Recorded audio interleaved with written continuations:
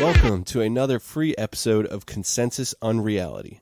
Before we get to the show, here's a brief reminder to check out patreon.com/consensusunreality. It's where we host our regular exclusive episodes and written content, our full episode archive, and a private Discord server. So check that out for just $5 a month. It's the best way you can support the show if you enjoy what we do. Check that out, patreon.com/consensusunreality. Now enjoy the episode.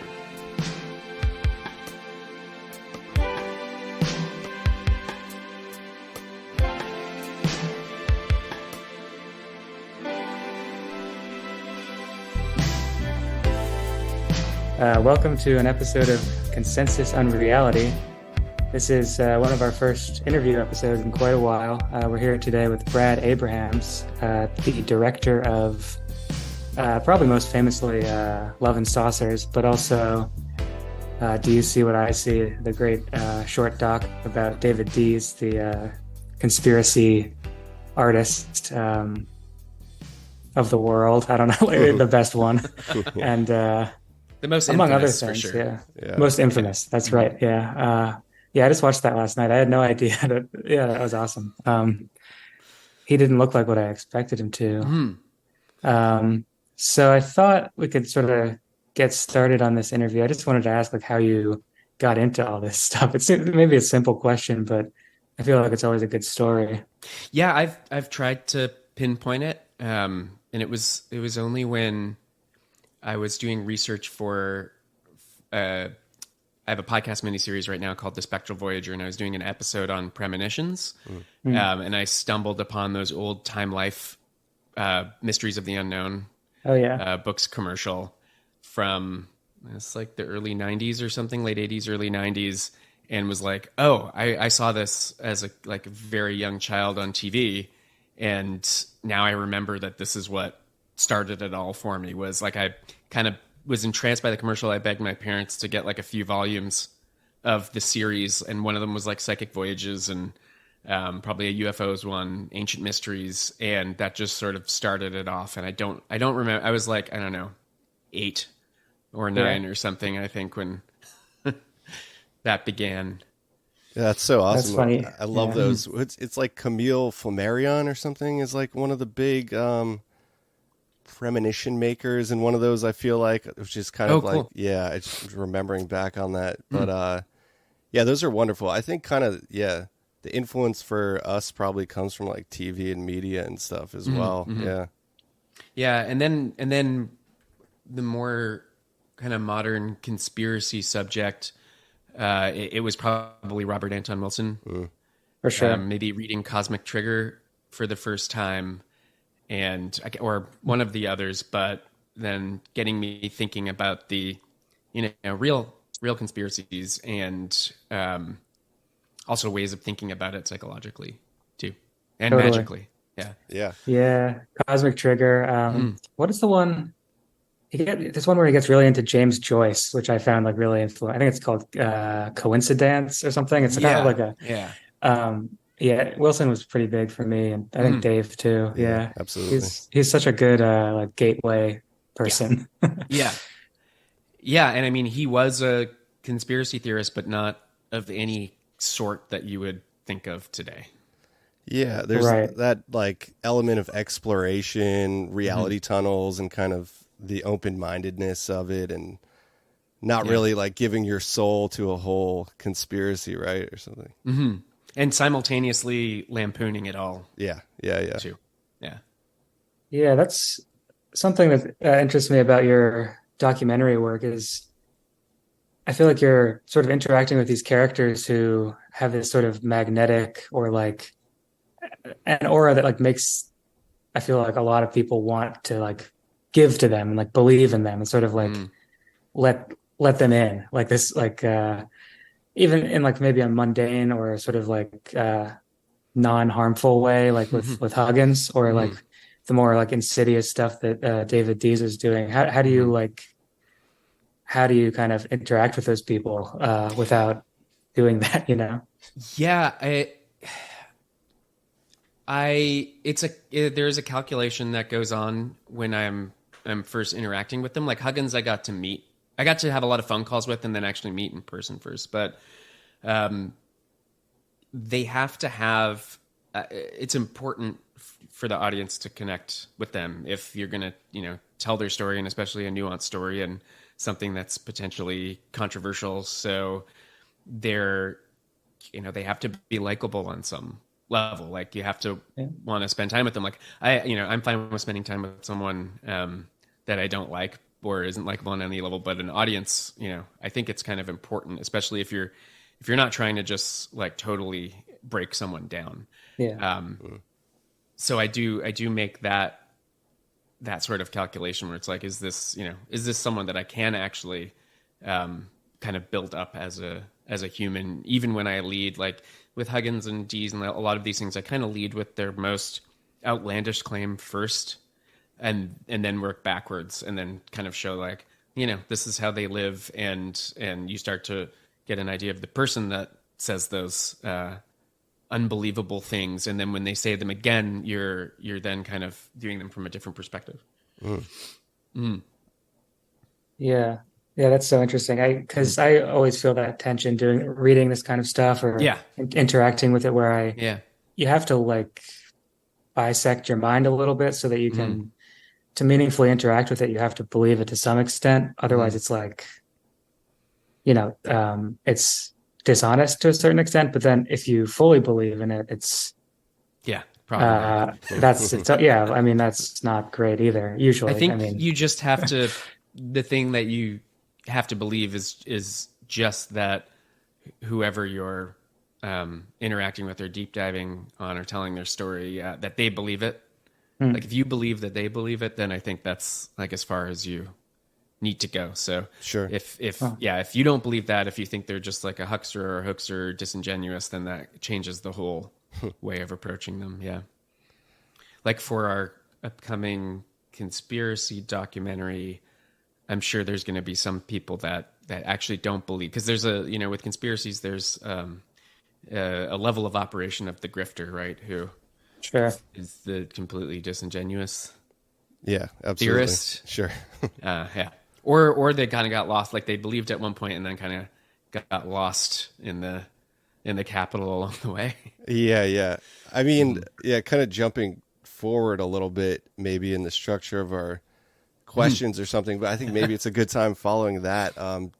Do you think that like fictions can be potent enough cultural objects that they can kind of manifest into the real? Like does a hoax become potent enough that it becomes real? I mean, I don't know if you've been following the most like ultra current version of that was Brace Belden from TrueAnon. Have you been following this, the like Burning Man thing? Yeah, that he just seeded that there was Ebola at Burning Man, and even though he's like kind of a known like shit poster and hoaxer, still it's fooled this the like conspirituality cult kind of, for sure. Yeah, and it's been spreading like wildfire, like Ebola on social media, and now like news stations are reporting on it, and so that, and it's kind of it's done the same thing where it's worked people up into a frenzy, and everyone's calling it like on pandemic type are calling it it's like COVID 2.0, pandemic 2.0 is happening, like FEMA's here, and they might make it true. Right. It's like an idea powerful enough that even like, it like wants to be believed almost. So people kind of, even if like the person, like even if he comes out and is like, I was joking the whole time, like you should know that it's like, it doesn't matter anymore. Yeah. Which is kind of scary, I guess, but interesting at least, right? It seems like the kid gloves have been taken off X or Twitter at this point, and like it's very easy for things to be like gassed up, even easier than it was like a couple of years ago. Yeah. But free for all. Yeah, for sure. I guess that also plays into Huggins and stuff too, because I've heard you talk about him and the possible influence of like science fiction and stuff like that, and how there's kind of that retro causality between truth and fiction and experience. And like people like Whitley Strieber, that's there as well, of course. Yeah.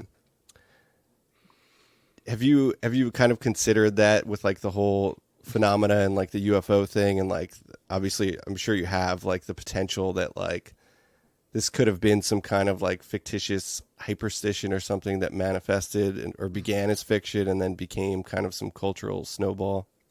Well, I think that at the core of it, that there is an experience going on. And that's the thing that I like don't think is fiction, that there's an experience of some kind going on. And then it's just a theory, right? That some people talk about that I like it, that the content of that experience that we remember is informed by, the culture around us and the art around us. And so, since the 50s onward, it's been technology and other life forms, other planets and stuff. And before that, it was mystical experience and religious experience before like industrial age or high-tech age. So I think like what, Professor Kreipel said from Rice University, that it's like a loop, like the science fiction influences the paranormal and the paranormal influences the science fiction, and it kind of builds and builds and builds until maybe it just becomes the same thing. Right. Yeah, right. yeah, that's been my understanding is that I guess feedback or something like that is kind of a good metaphor for it. Yeah, do you like, I was thinking about this weird distinction between like self-delusion and faith when I was watching some of your stuff. Like, what do you think like the line is there? Obviously, like I'm not talking about religious faith necessarily, although that does come into it, but these sort of people who have, as you were saying, like it's sometimes unclear what they really believe. Do you think that like faith plays a role in that? I don't know. I think, well, there's I think the sunk cost fallacy definitely comes into play where, if you've said the same thing for like 20 years, that you've then lost those 20 years if you say that you were wrong.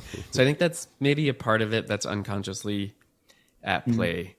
But someone like David Huggins, he would often just say like, I'm not married to the idea that these are extraterrestrials at all. Like I don't know where they're from. Maybe they're not even like real beings as we know it. They're interdimensional or whatever. So I think he was kind of malleable with that, aside from the fact that he was like, I saw these, beings.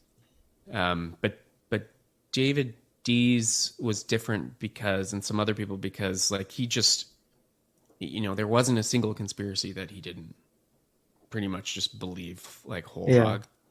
And because it was just part of his kind of brand and persona at that point. Yeah. Yeah, the scene where you're talking to him about like Sandy Hook and stuff is fascinating, because he doesn't seem like and this with Alex Jones, it feels like it is like totally digging into a brand or maybe something even more nefarious. But with Dees, it almost felt like he wasn't like a bad person, but like there seemed to be this like split where like he didn't think of that as like the possibility of people actually having died. Like he thought of it as like a media event, right? Yeah, it didn't connect with him on that level, partly just because he's been a hermit for like decades, and he's not really interacting with like, I don't think he would like in a like close personal setting with strangers or other people. I don't think he would actually be saying that stuff. And there's this woman, Stephanie Kemmerer, who she runs a really interesting organization called Doubt, which is discussing our unusual beliefs together, and it's ex-conspiracy theorists.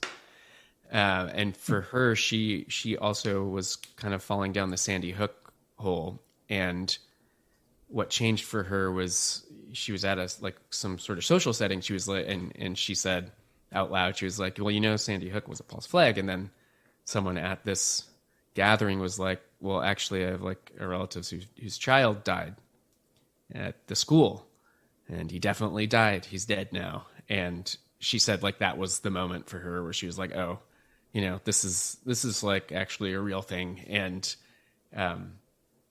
by saying these things, I'm like devastating people who are already like, you know, further devastating them. So I think if he had knowing him and knowing he was an empathetic guy, if he had an experience like that, I just think like it's there in the doc, but just me being like a Jewish person hanging out with him was like great for him, because he's like, oh, yeah, you're kind of cool. And yeah, that was a crazy moment. Yeah. Because I mean, I obviously, like, people see his art. It's like more than a meme, but it's, and yeah, the Jewish part of it is like, it almost feels like this like tacked on thing. Like he just has to put it in every single thing. And so like, it does seem like someone who probably just hasn't had much exposure to anyone but himself or something. yeah. And he was very sort of quick to walk that back, like in person. You know, he's like, no, I you know, I love Jews. I just don't like, you know, the bankers. And Yeah. It's so unfortunate. I don't think we're breaking any ground by saying that, like, the barrier there, like in that experience of just like kind of all that screen time and no personal interaction. But that is so sad that like it takes so little to just sway that kind of negative perseverance or something. Yeah. I feel like you feel that happen to yourself even. Like, I mean, anyone, like if you just spend a lot of time alone, like you're not able to like understand how to like understand other people until you spend like 5 minutes with anyone else. And then you're like, you're sort of back in the... That's why the, you know, COVID years caused so many people to fall down various rabbit holes, and the whole conspirituality phenomenon that came out of that. And it was all the isolation and echo chambers. Yeah. That reminds me of like Gaia. Do you have any thoughts on Gaia TV? Right. I mean, I don't watch it. It's and the quality of stuff on there now. I think at one point it was like, when they started, it was a little bit higher, but now it's just like BitChute or Gab, you know, Rumble. Like it's that level of documentary. Yeah. Yes. Well, I really admire your like ability to actually get out in the field. And I was kind of curious, like, has there ever been an experience while filming that kind of like started to suspend your own disbelief? Well, suspend my disbelief. Well, you know, I have like a space in my mind for like anything to be possible, kind of on any level. So I'm not like a total skeptic. I'm mostly a skeptic, but I'm still like, you know, like certain phenomena, I actually do believe there's something to it, like parapsychology. I think there's definitely something to that. And yeah, probably in the UFO extraterrestrial world. But overall, yes, mostly a skeptic, but I have not been really swayed down a path that I hadn't already, you know, considered at any of these things. Yeah. There's certain, like, I don't know, you hear certain things, you're like, oh wow, that's interesting if true, and then you look it up and invariably it's not true. So you weren't like stalked by Skunk Ape?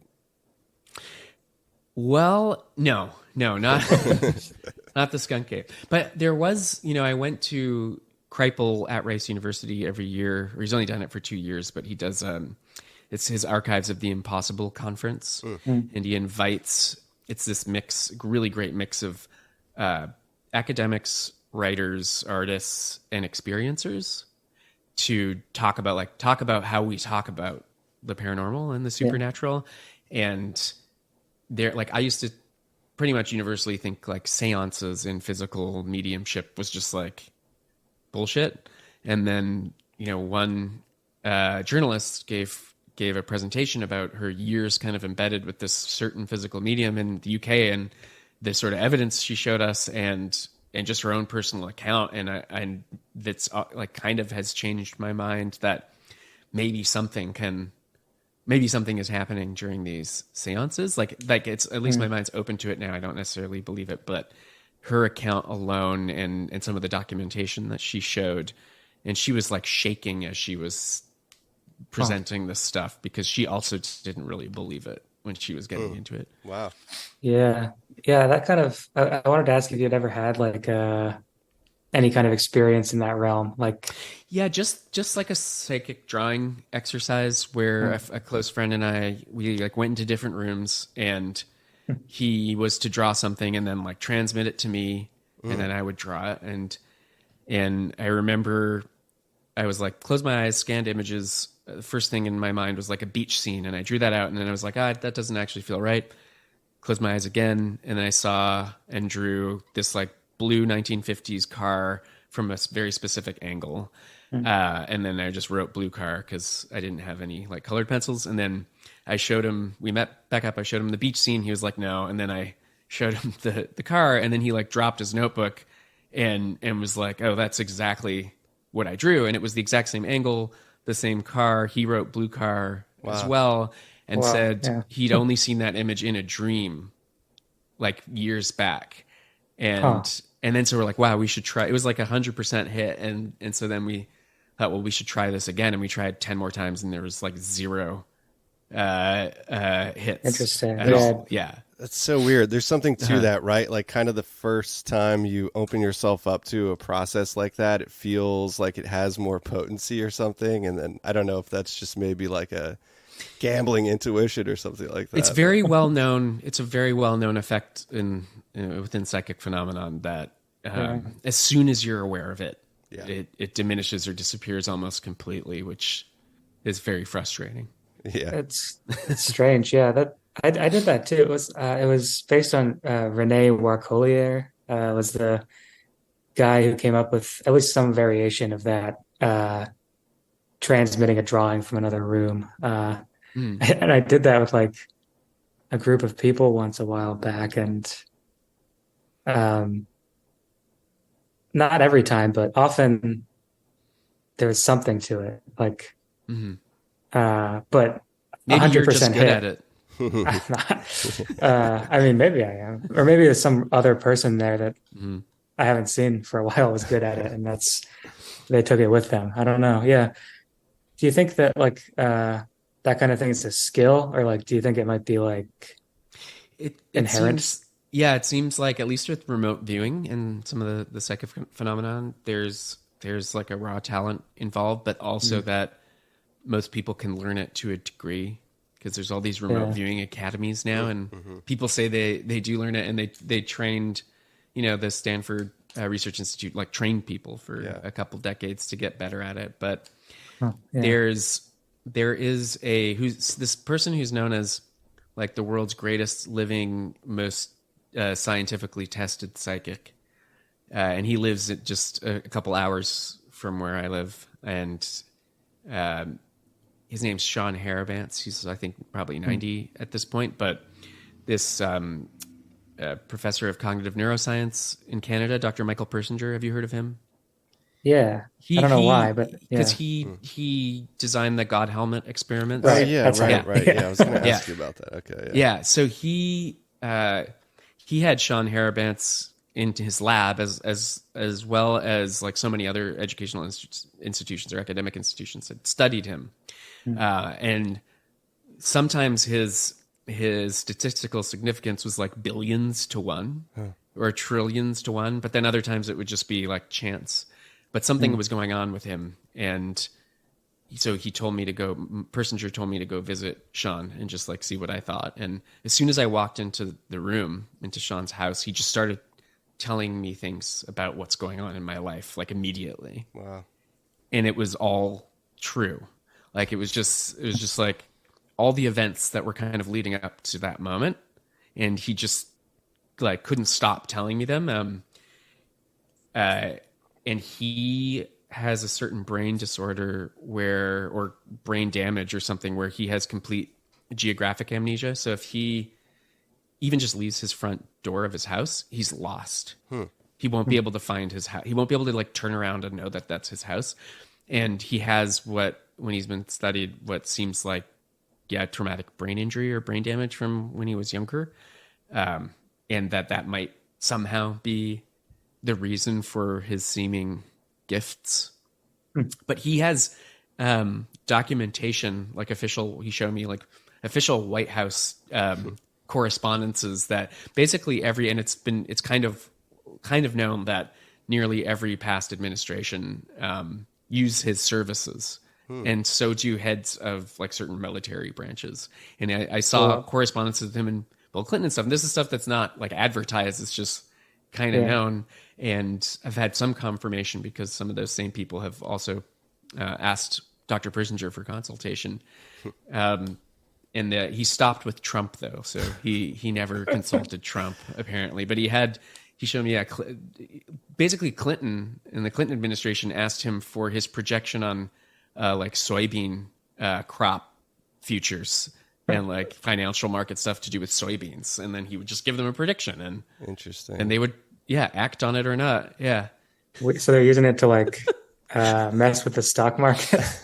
make money. Yeah, right. Yeah. That's pretty interesting. I guess ultimately, right. That's what you would do. Yeah. Yeah. That's weird. Have you seen this movie Red Lights? Have you ever seen that one? No. It's a weirdly stacked cast with Sigourney Weaver, Robert De Niro, and Cillian Murphy. Oh. It's from 2012, and it's just about like this pair of like sort of skeptic professors trying to disprove this, basically like an Uri Geller stand-in, which is Robert De Niro. And wow.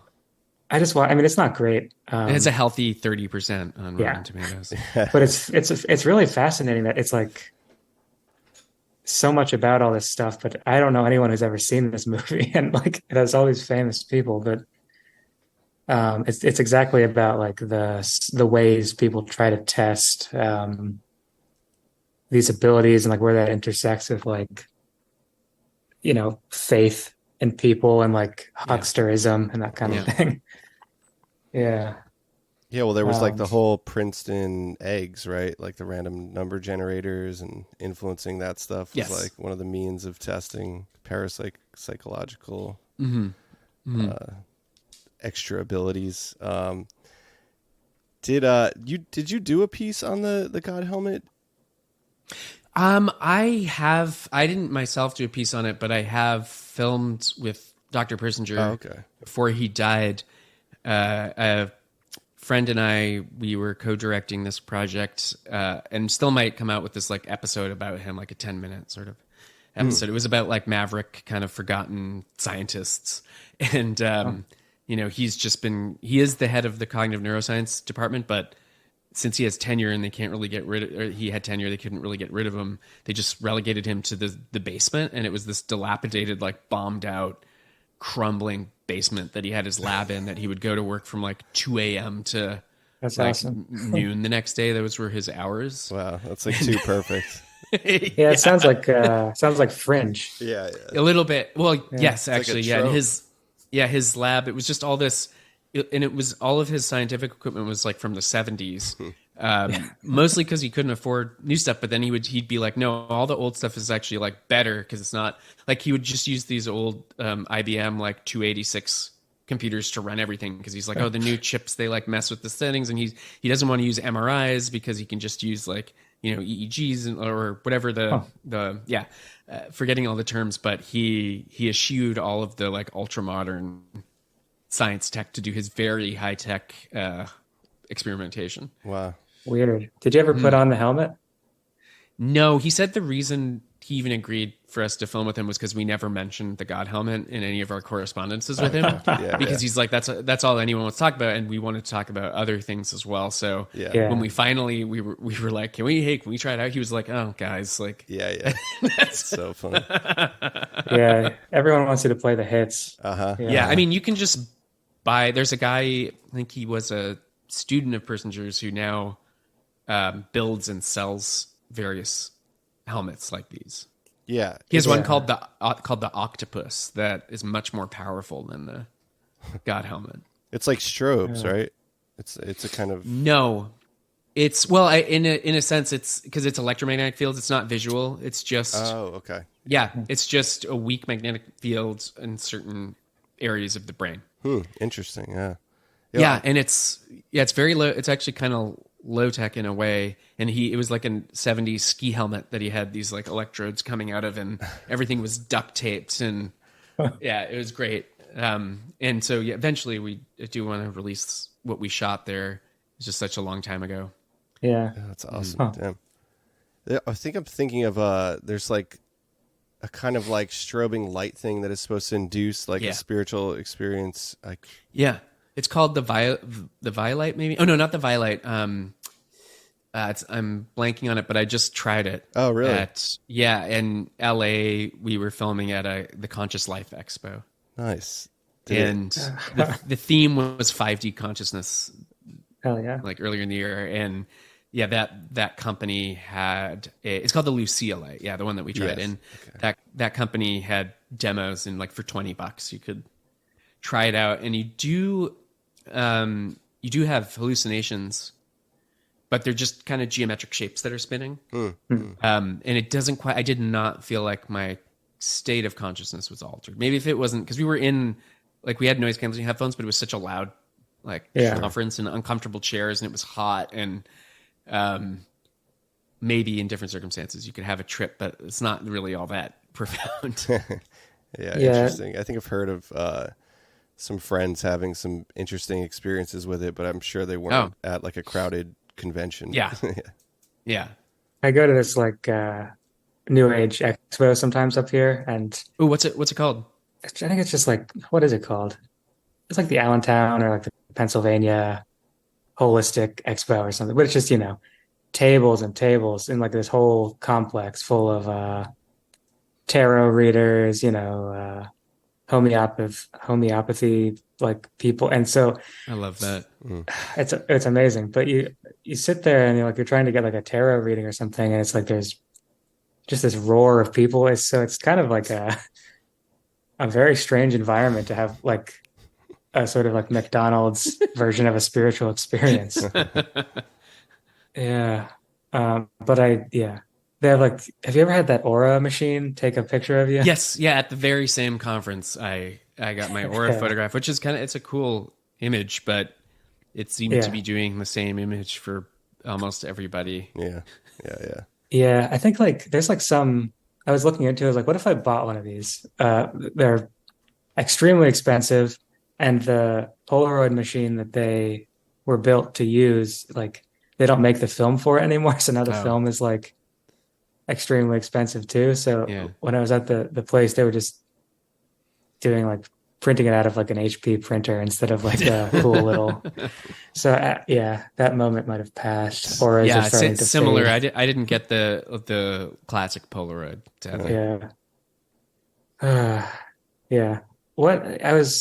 I follow you on Instagram, of course. So I see you kind of like go to these conferences and stuff. Do you always do that like out of sort of for like a project in mind, or you kind of just go to see the sites? Certain ones are definitely project only, like the Red Pill Expo that we recently went to. Would not, have gone on my own accord. But then others like this Rice University, like the Archives of the Impossible conference, which is not, I think it's more like legit and academic. I go, for fun primarily. And then I would go to a UFO convention for fun. Sure. I just haven't yet. And then even the conscious life thing, I would probably like check out. So for the most part, it's just, I don't know. There's lots of sights and sounds and interesting people and costumes, and you meet, characters having some enlightening conversations. So I think it's kind of like just extreme experience, in a few days or a day. Yeah. You get like a year's worth of your fringe culture. Right. Yeah. What was going on at the Red Pill extravaganza, whatever it was? It's like a boomer conspiracy conference. Yeah. And they're real classic, like the enemy is still communism. Huh. That's still the big scare. Nice. Is Weird. come around back to communism and like LGBTQ people are Yeah. the real, with the sprinkling of Jews, or maybe Jews are behind all of that. But that was the main thrust was communism. Some kind of, because the pandemic COVID stuff is kind of, even though they're still grasping tightly to the narrative, it's not as engaging anymore. Right. But there were still some presentations, like the mRNA vaccine is actually snake venom. Was a presentation. There was one on how like all the last major wildfires weren't actually fires. Yeah, of course. There's a lady who did you ever see my short Conspiracy Cruise? Yeah. It's like a narrative. Yeah. So in it, my character, he's giving a PowerPoint presentation, and this one lady's presentation at this conference, like slide for slide, like matched my lampooning or Dang. caricature That's awesome. of it. That was, and then kind of Red Scare stuff and like pedophile grooming, like panic stuff as well. Yeah, that's big right now. I guess that kind of and cancer cures is a big one. right. Yeah. Cancer cures. Yeah. Did that play a role in the Dees documentary? Was he doing something like that? There was the machine that he was using. But he didn't really talk too much. He didn't mention that he had been diagnosed with cancer in the doc. But he was self-treating himself by drinking baking soda. Wow. That's because he watched a YouTube video that said cancer can't live in an like alkaline environment. So you drink baking soda. And then at this conference, the cure being touted was the apricot kernel seeds, which contain cyanide naturally. And so you kind of build, it's like exercise, it's like a bit of damage, like makes you stronger. So I see. the cyanide containing apricot kernel pills, the more you like build up your tolerance and eat more and more of these, it fights off the cancer in your body.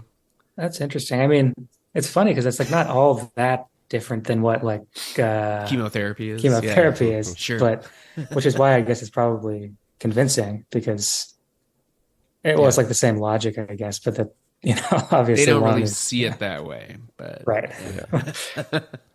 Yeah, it's Weird. interesting. You did 2 documentaries about artists who also have kind of these insane worldviews or experiences, but both very prolific artists and very talented as well.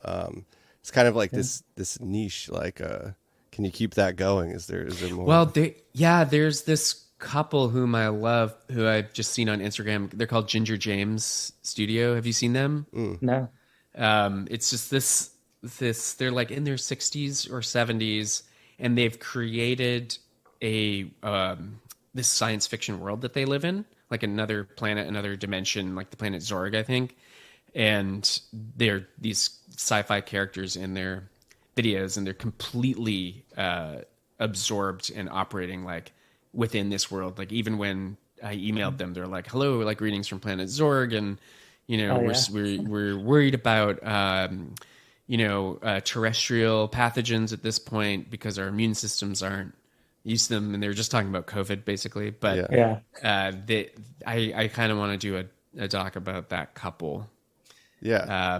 And then there was another artist in the Bay Area, Rocky Angel, and he's a nudist wrestler and Raiders fan, theremin player, and outsider, painter. Cool. And he writes poetry as well, and he just kind of walks around. I mean, it's not that crazy, or it used to not be that crazy in the Bay Area to have someone walk around, but he usually has like elaborate face paint on and a matching bandana, and he's just there in Oakland, like pumping his gas, like totally naked. Huh. Cool. That sounds like he's a got a good he's subject. he's got a great vibe. He's really chill, and he's like always channeling the extraterrestrials. And Nice. so I would like to kind of keep that going, not as the only thing I do, but I do like doing these outsider-ish artist portraits. Yeah. Yeah, it's great. Mm. I mean, yeah, I love that stuff. So if you kept doing that, I would, you should. Yeah. But I think, yeah, I was at the Philomoka screening of Oh, Love and cool. Saucers, and Oh, awesome. I got Yeah. one of the Huggins paintings, and it's Which like painting did you get again? it's when the Greys are walking in the door, and he's sitting up in bed with Oh, like this yes. moonlight. It's Yeah, beautiful. yeah.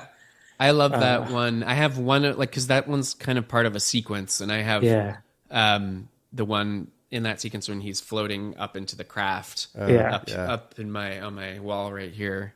yeah. They're Uh, incredible. yeah. But that's Yeah, a classic that you got there. I know it was such a lucky, Yeah. like, wonderful little like event. Like I talked to him for a few minutes, and he was just like such a like seems like such a kind person. I imagine it was a good Yeah. experience shooting with him. Yeah. I really wish I had gone to that. It looked like a great time. And some people, like one guy I know, bought like 10 paintings there. Yeah. And I wish I did that. yeah. Yeah, Philomoka is great. I've never been to an actual event there, but I visited Eric at one point. Nice. Yeah.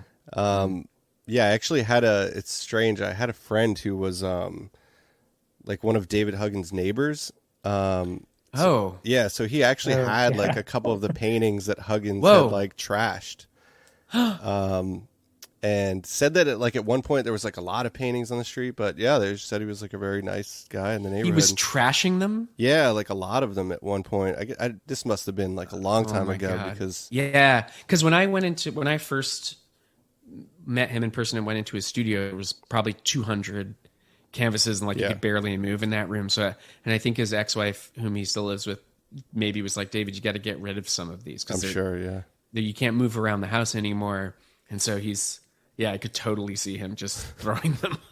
What a great thing to find Yeah, that's Did he amazing. keep them? I remember you told me about that. Yeah, he had one in his apartment in New York, and I think it was one of the like round table ones with like the druidic looking robed figures. I can't totally remember, but I think that's what it was. And he's sold all of his paintings now. There's no he doesn't have any left. He just has a few non-ET. He has like 10 non-ET like landscapes and still lives and stuff, but he got cleared out. Like there's someone I know who bought 40 of them, but more so with the intention of like preserving and exhibiting and not hoarding. Yeah, that's awesome. Right. Because his like worry is just that if David passes, his ex-wife doesn't really was never really into his contact paintings, and who knows what happened to those. They might have just gone in the garbage. So. Sure. Yeah. Yeah, that's great. When I was working on like the Eugenia Mazer story stuff, like it's crazy with like these artists who are kind of like outsider artists or whatever, like how close their stuff is always to being just like destroyed and thrown away.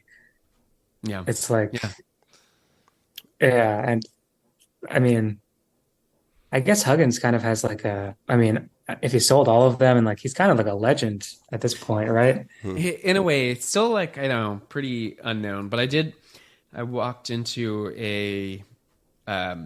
this like a DVD store / horror museum in Chicago, Graveface.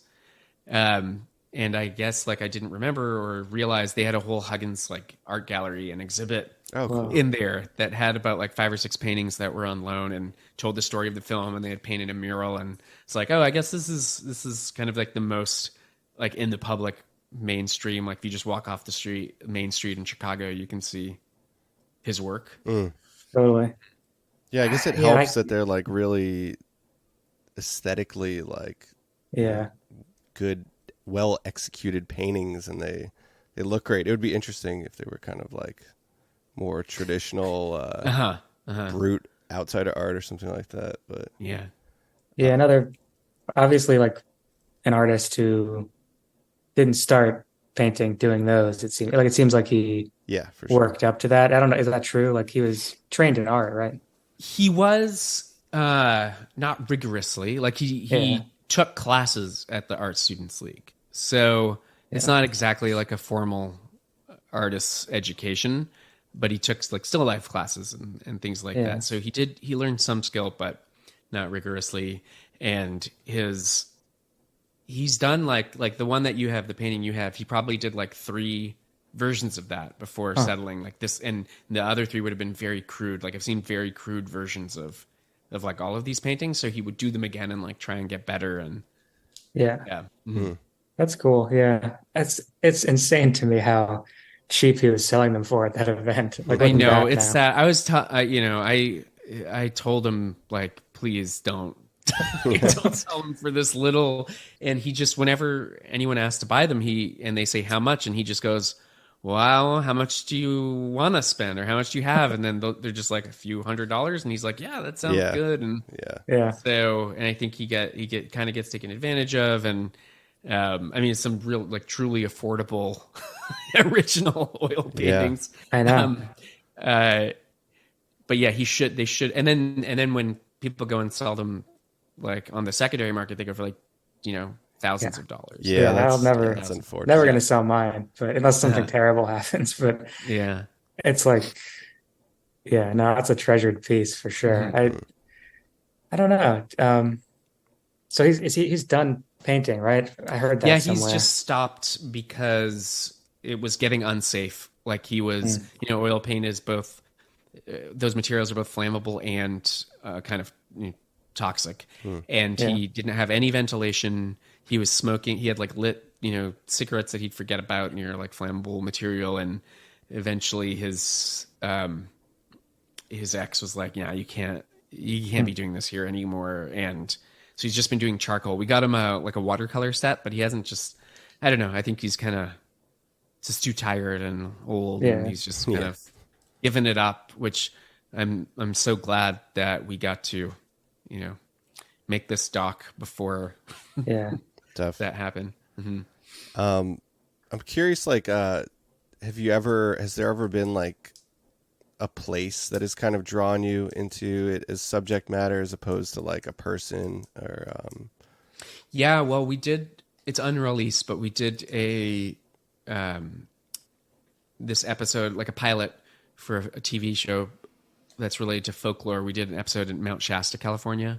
Right. And that's like one of those, I haven't been to Sedona, but it's like a similar spot where it's like a energy vortex that becomes a confluence of like every kind of new age belief and worldview. And that like every other person you meet in that town is kind of like has magical thoughts and is a magical being of a sort.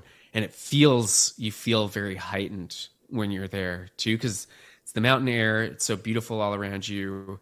The water, it's supposedly like the cleanest water in the world, comes from Mount Shasta. So that place was particularly, kind of otherworldly for me. That's awesome. Yeah, we did an interview. I would totally go back there too. Nice. Yeah, I went to Sedona and it was like, I was just kind of going to check it out, and we went to the vortexes and stuff like that, which the nature is amazing, but the town itself is kind of underwhelming in that way. I thought it almost felt more like a kind of like a shopping center village of the new age or something like that. Well, that's what Roswell is like for aliens. Yeah.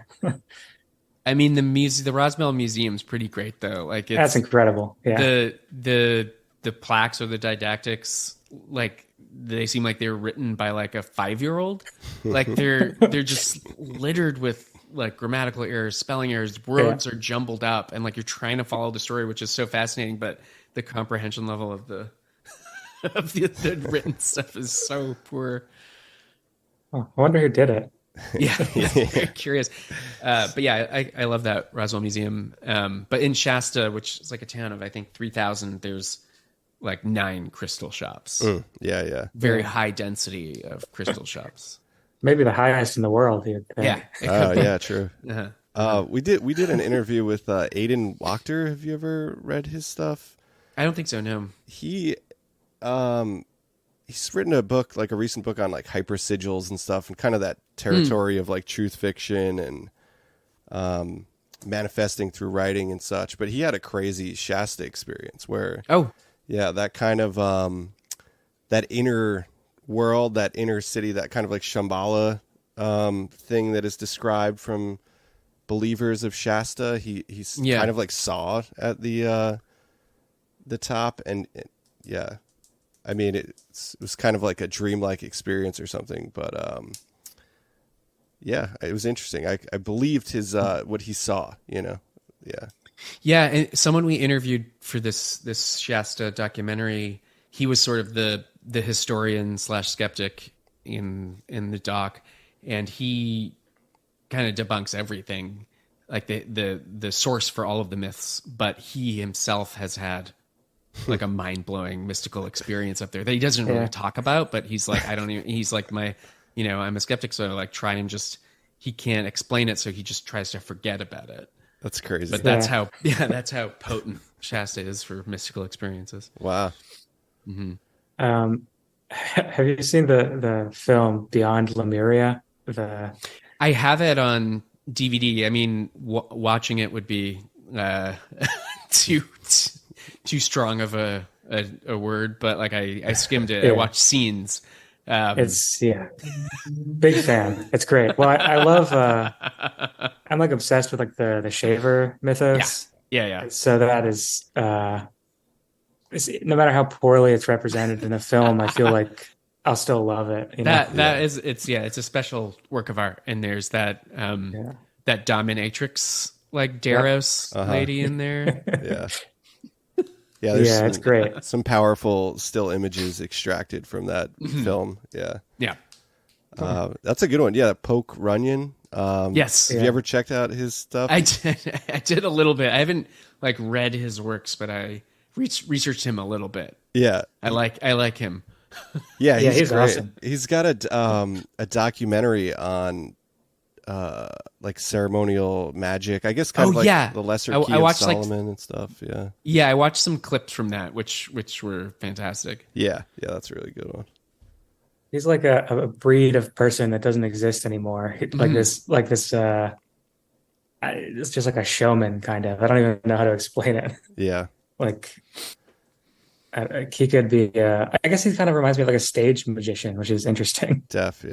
Yeah, you're right. He's got a Vincent Price kind of flair. Right, for sure. That's exactly who he is. He narrates that one like he's in the back of a cave, like around a cauldron or something. It's great. I wanted to ask, is there any like historical figure from kind of paranormal history that you wish you could have worked with and filmed and presented their story? That's a tough one. I mean, not really. He's not a. Sorry, I have to do not disturb my phone. But I would have loved to just met and chilled with Robert Anton Wilson. For sure. Yeah, more than is there a film else. about him? I don't know. Yeah, I don't think not a very good one. I don't think. There's a lot of dope YouTube edits. Though. Oh, Krishnamurti would have been cool to meet. For sure. Yeah. His story is crazy. Oh man, going from like the chosen boy of the Theosophist to like talk about a life that should be made into a film.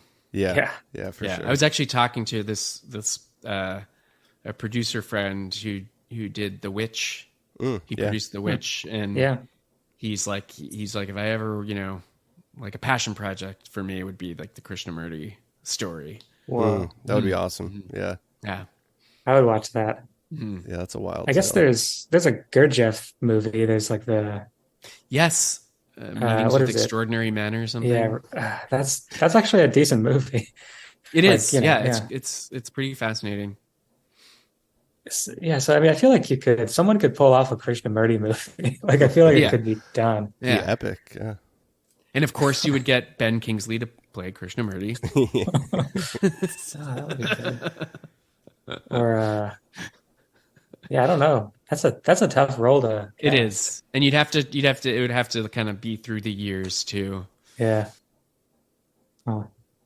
Yeah, that's a good answer. Both of those people, I think. Mm-hmm. Mm-hmm. I think we both just watched these, at least one Gray Barker Oh documentary, yeah. and I mentioned that to you Yeah. before we recorded, and he's like, I feel like he would have been a good subject as well. Yeah. Maybe A I feel like trickster. he's someone Hmm. who might like turn the documentary around like on you though. Mm-hmm. Yeah, yeah. He's like, yeah, there's Shades of Grey is the recent one, and then there's Whispers from Space, which is this like crazy black and white like art house like film. Ooh. Um, Was Albert Bender in that one? I don't think he was in either. I think he must have died. Jim Moseley is, who's like Yeah. Gray's like partner in crime. Okay. Um, and like a lot of those guys. No, I actually don't know what happened to Al Bender. Something about it makes me think he had like a tragic end or He something. died, I think, in his 60s. I think it was just like Huh. heart failure. But Well, tragic enough. yeah, did you read uh the UFOs and the Three Men? Oh yeah. Okay.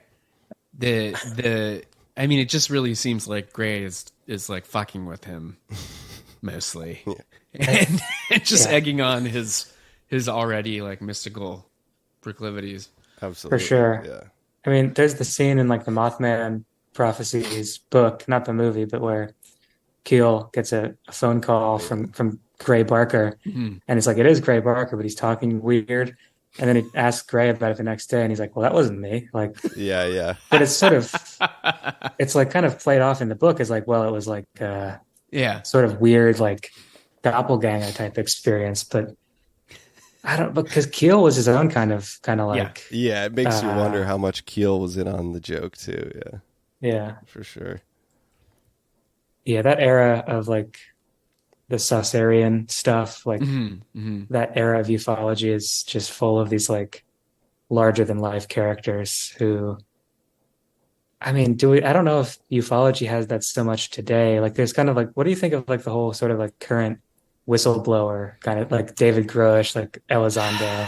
Yeah, I just I guess there's this knee jerk reaction against anyone who seems too polished and like Yeah. media trained. And Grush seems so like when you watched him congressional hearing, like he was so well put together and almost yeah, like he was kind of trained to be that way. Yeah. So I'm more skeptical with him, but then Graves seemed, and he seemed pretty genuine. I think some of these reports are very genuine, and then you have people who are trying to make a name for themselves. You have the government who's obviously going to be doing some obfuscation going on.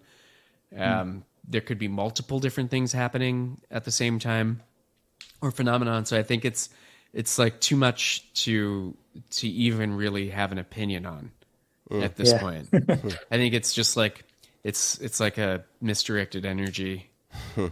Yeah. Sadly, because I want to know, but I still feel like we're never going to know in our lifetime. Whatever is, if the government is hiding things, I just don't think the truth will come to light. Right.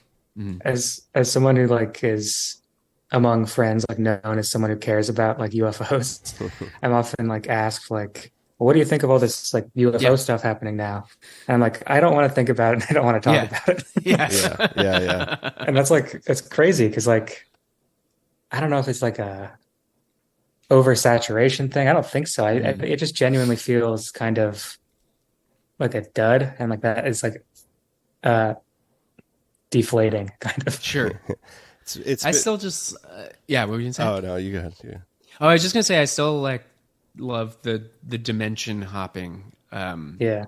hypothesis that it's not from somewhere far away, but from kind of like right here, but from a different type of dimension, and that it's beings that can travel through somehow have figured out how to travel through and into other dimensions in the same space or maybe in different times. But I like that because there's this, very ethereal nature to it all and slippery and trickstery and Yeah. Yeah. not nuts and Betwixt, right? bolts. Yeah. Yeah. It's It's almost like Yeah, go, Dave. It totally lends itself to the folklore, but also like kind of the language of quantum physics and stuff like that too. So yeah. It's interesting though how that the interdimensional thing is starting to pop up in the language of people who were seemingly originally like nuts and bolts characters, you know, are now kind of like shifting the shape of the phenomena a little bit. Yeah, and the interdimensional hypothesis has been around since like the late 40s. Yeah. Even. I think all the hypotheses have been around since then. We haven't really come up with anything new or better. Yeah. It's hard to. I mean, it kind of covers all the bases. Yeah, it seems like the nuts and bolts thing is a good way to get some people on board, you know, and then slip them the interdimensional stuff a little later. I think I like this Avi Loeb character. The Harvard astrophysicist who he's you know, he funded an expedition to Papua New Guinea to trawl the ocean floor to find remnants of an interstellar object that he knows crashed there. And they found some spherules, which are like these kind of have you seen them, the photos of these things? They're just like, I think so, just like little balls. Yeah, and as well as some like what seem like kind of wire or shavings, and Avi's like, yep, this is proof. And I don't know if it's he might be moving a little fast, but I kind of like, he seems like he's a contrarian and he's a true, I'm not, but he's a true nuts and boltser, and I just like he's kind of committed to that, and he's like, I don't care about photos or videos or anything. I want objects. Like, that's all I care about, and that's all that matters is actual objects. Yeah, I respect the pragmatism there. Sure. The metamaterial stuff is interesting. I mean, it's kind of hard to make heads or tails of it, but certainly I've seen people talk about it, and it seems very interesting. It seems like it's also, whatever it is, it seems to be kind of like infecting science and stuff like that. And it was there was something with like kind of a creation of some like crazy new material, I forget, and it seemed to be correlated, but there's LK99. so much 99. Yeah, there's like you see so much stuff every day now. It's like kind of hard to keep track of like every UAP related thing. Yeah. Did you read that book American Cosmic? By Pasolka? No, I didn't. I was kind of on the fence on whether I should or not. It's worth at least reading. Okay. Where she's ended up, like in the culture of all this stuff, is very interesting, given like what that book is sort of positioned as. And I think like maybe Oxford put it out or something like that. Like it was the university press. But her whole kind of the role she's playing in it has become like much less clear than like the sort of like scholar of religion, like as like Kripal does, like kind of like coming at it from like a religious scholarly tradition. She's kind of now almost like a spokesperson for like a certain wing of like this thing. Yeah, and there's also, you know, Linda Moulton Howe, who started off like as a very respectable like journalist and TV documentary maker, winning Emmys and stuff, and now like I went to a talk of hers at this Conscious Life Expo, and it's you know, it's really out there. It's like the most bizarre, convoluted, fantastical, and she's like, I heard from a source, you know, it's like secret space program stuff, and you know, probably Richard Doty. She's a lot of secondary sources and stuff with her stuff. I would say recently, but it's been like 20, 25 years. I guess like the cattle mutilation stuff was her kind of like first breakthrough stuff, right? The Pasolka book is interesting. It kind of like, it's shifting that like Jungian UFO religious narrative thing, I think, a lot. And it seemed like a lot of the stuff that was coming out with the disclosure stuff, it seemed to be like an inflection point or something, that book. It's interesting. I don't know. It's some of it is actually pretty hard to believe in there. But there's kind of like crash recovery stuff, reconnaissance stuff in there and whatnot. Right. Yeah. And also a similar kind of figure, or maybe she's on this trajectory, is Leslie Keane, like how, as well, very respected New York Times journalist, and more is reporting on and focusing on fringe phenomena, and to the level where now, breaking stories and journalistic endeavors into not quite as reputable outlets. And I'm wondering if she's going to go down, like she's starting to get kind of picked apart now by the skeptic community. Yeah. Yeah. She's the other guy was Blumenthal, right? Yeah. I don't know much about him. I think he wrote like the biography of John Mack. Okay. I think that's the same guy, but he also, right, it was involved in that 2017 like first Yeah. thing. Right. Yeah, there seems to be some kind of like premeditated direction with Leslie Kean stuff. It seems like hyper-focused or something. Right. Yeah, this brand of disclosure or something. So are there any subjects that you have your eye on for the future, or any kind of like fringe topics? Yeah. My producer friend and I we've been pitching a mockumentary series called Forbidden Archaeology. that would be like a hybrid fiction and nonfiction mashup of that world, of the Forbidden Archaeology, Ancient Aliens-esque world. And do you know Matt Berry, that comedian? Yeah. We want him to be the host as himself, as someone who is a forbidden archaeologist. Like that's his passion. Good. Yeah.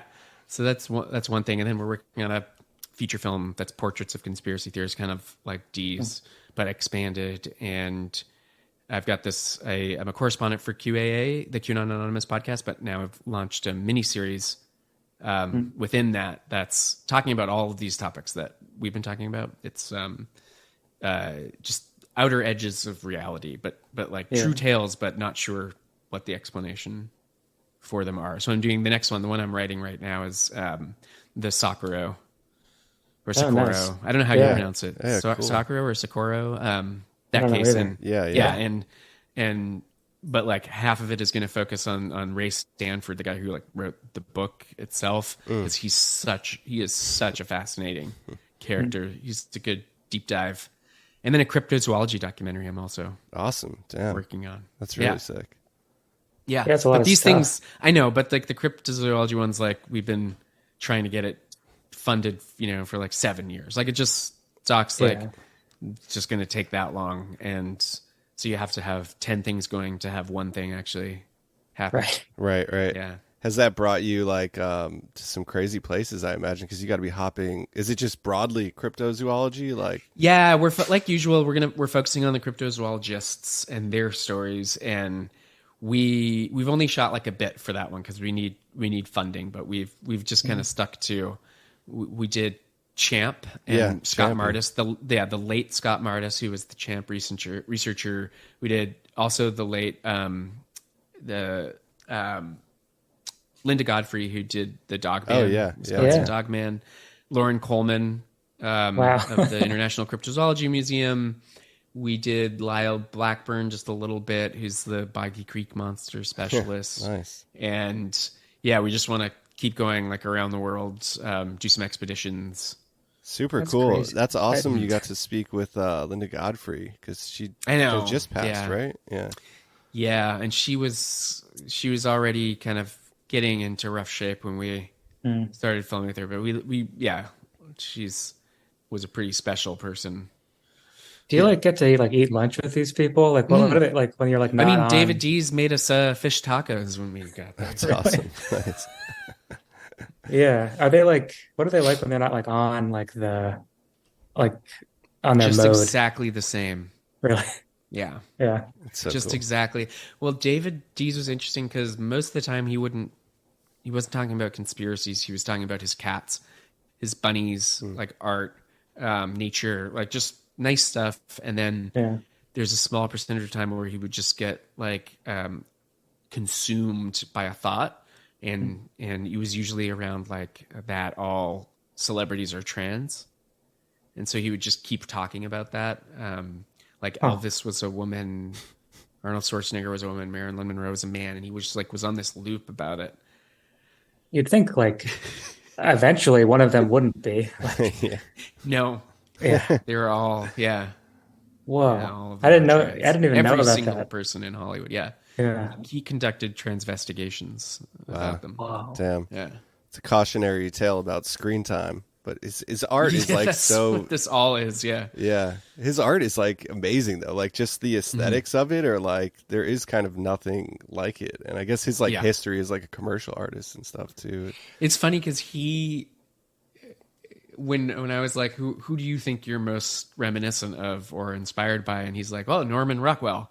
Like, yeah. People say, he's like, people call me the new Norman Rockwell. I'm like, I mean, maybe some elements, but you're doing a lot of different things. Yeah. I could, there's oddly, I work in art and I could oddly see that. Yeah. There's something to that, but maybe I'm a little bit synchronistic. Maybe I'm seeing too much of a connection there, but yeah, I could weirdly see that. Yeah. I mean, it was looking at a Norman Rockwell book of paintings that got David Dees into art.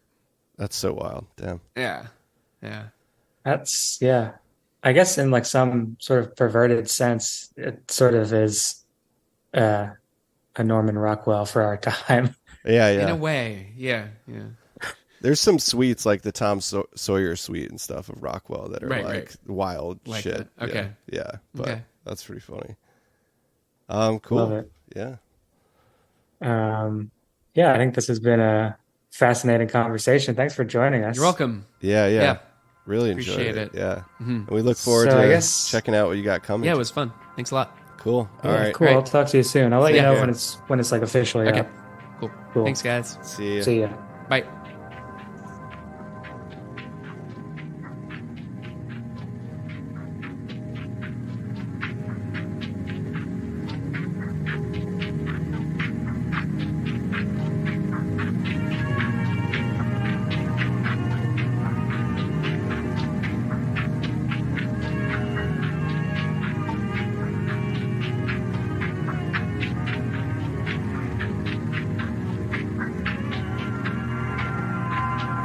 So I really liked the Gray Barker documentary. I hadn't seen it. I've been looking for that one forever, and then you sent it to me. I don't know how you found it. I guess you're better. Well, I just checked up on it because I've been reading. I've been reading through the Ray Palmer Shaver biography. Oh, I love that book. And I've been looking at a lot of sci-fi films from like 40s, 50s, and 60s. You can find this episode in its entirety and more exclusive content at patreon.com/consensusunreality.